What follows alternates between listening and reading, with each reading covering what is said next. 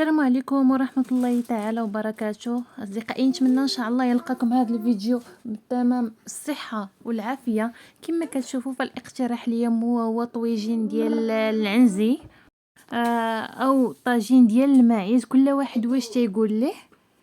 فالطريقة ديالي بسيطة وعادية وكيجي رائع رائع رائع بزاف. نتمنى أنكم تشاهدوا الفيديو من الأول حتى الآخر، وما تنسونيش من التشجيعات ديالكم. الله يجازيكم بخير، وبالبارطاج علاش لا الا كان ممكن، فضلا وليس امرا. فالطاجين هذا اللي عاد نشاركو معكم ففعلا كيجي البنات والله لا زين بالله العلي العظيم، كيجي بنين ورائع. يعني غادي نوريكم طريقه اللي هي بسيطه بسيطه بسيطه بزاف. المهم وكيجي المذاق واخا يكون يعني هذيك الريحه ديال عرفتي العنزي كتكون فيه واحد الريحه شويه مجهده، ولكن كيجي رائع رائع رائع بزاف بزاف. فشاهدوا معايا الفيديو. وحاجه اخرى بغيت نقولها لكم، فانا كنفضل هذا الطاجين هذا اللي ما كيكونش فيه هذاك، ما كيكونش ملس ولا كيكون بحال هكا مزلج كما تيقولوا لي. انا كناخذو هكا ديال الطين، ما نكذبش عليكم، هذا اللي كيكون هكا طبيعي، فهذا هو اللي كيعجبني وكيجي بنين بنين بنين بنين بنين بزاف.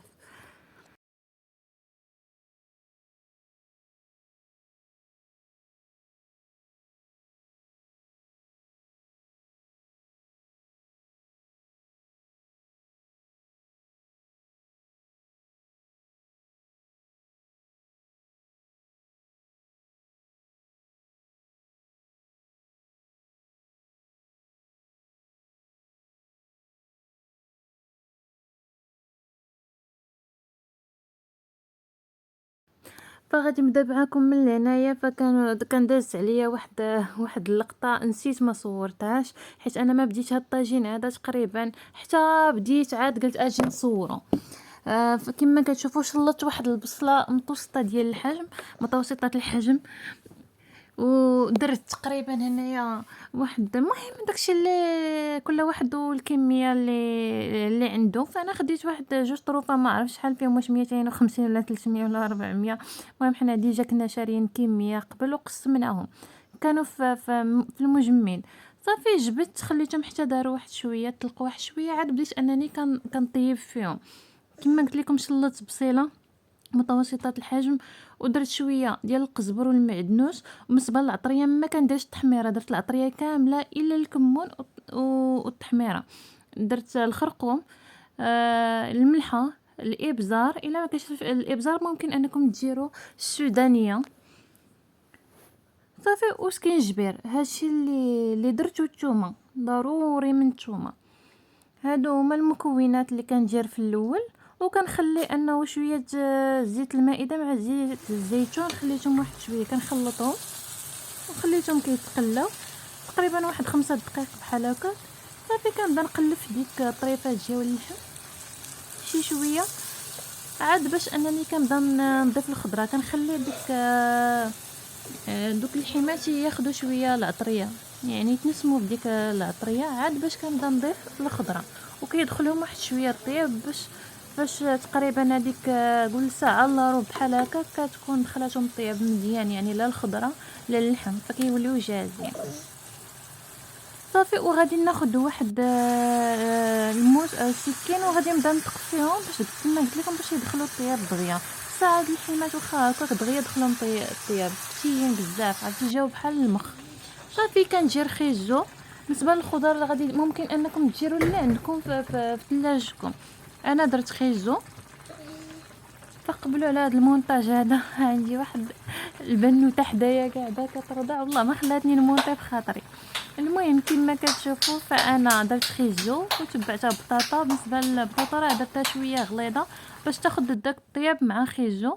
ودرت اللوبيا الخضراء، وغادي ندير حتى فلفله واخا هي شويه. المهم كتعجبني انا النكهه ديال الفلفله مع الخضره، ما نكذبش عليكم كتعجبني بزاف ماشي شويه. صافي وكانت عندي واحد البصيله صغيره كنت ديجا نقيتها، قلت والله حتى نديرها حتى هي، راه هي درتها في جناب البصله غاليه ما كاينلاش ما كاينلاش نضيعوها. راه هي صافي ضفناها حتى هي، وضفت الفلفله حاره وشويه المصيار الفوق. صافي وغادي نضيف شويه ديال العطريه من الفوق كما كتشوفوا. هذاك الشيء اللي درت في الاول مع الحماش هما اللي درت من الفوق، وهنايا زدت عليهم واحد المنسم اللي ضروري منه، كيجي واعر كيعطي واحد النكهه زينه للطاجين، وهي القرفه مدقوقه حتى هي ضيفوها. والله الا كتجي تقريبا الى تغشو خيزو الا كان حلو كيبان لك بحال شي حاجه معسله فيه، كيجي زوين بزاف. دائما الطاجين يجرو فيه واحد القبصه ديال القرفه دردروها عليه من فوق الخضره، كتجي زينه والله الا كتجي زينه. صافي البنات، وكناخدو تقريبا واحد قلت تقريبا واحد 2 كيسان عبار تل العنبه ديال الماء، وكنضيفوهم وكنشدو عليهم وتنخليوهم يطيبوا على خاطرهم، نقصوا عليهم الفران ولا البوطه ولا شوفوا فين دايرينو، وخليو على خاطرو يطيب. كيجي والله الا كيجي رائع، سيرتو الا كان الطاجين ديال الطين قديم، روعه روعه. صافي هذا هو الشكل النهائي ديالو. الحماش كيجيو فتيين رائعين. هذيك الريحه ما كتبقاش مجهده بزاف فاش كتضيفي القرفه وكتكون شويه متبله، ما كتبقاش تبان ديك الريحه مجهده ديال المعز. وصافي هذا هو الشكل، باقي تيبربر الطويجين هذا. بالنسبه للمحبين الطاجين فهذا هو الشكل اللي كنحضر به انا، فانا كنشكره واللي ذاقو كيشكره. المهم هو هذا الشكل.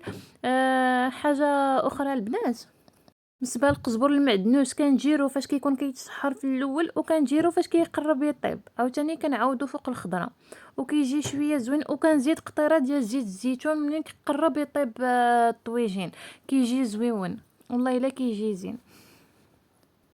كل وطريقته في النصيب. المهم هذه هي طريقتي انا، فكتعجبني وكتعجب كما قلت لكم اللي ذاقوا وانا شاركته معكم. نتمنى انكم تجربوه، وان شاء الله اكيد غادي يعجبكم. مره اخرى ان شاء الله نشارك معكم الطاجين المدربل المراكشي، ونتمنى ان شاء الله حتى هو انكم تشاهدوه وتجربوه، علاش لا. ونقول لكم السلام عليكم، ونتلاقاو ان شاء الله فيديو جديد اللي بسيط حتى هو كيف العاده. سلامة، وما تنساونيش من التشجيعات ديالكم.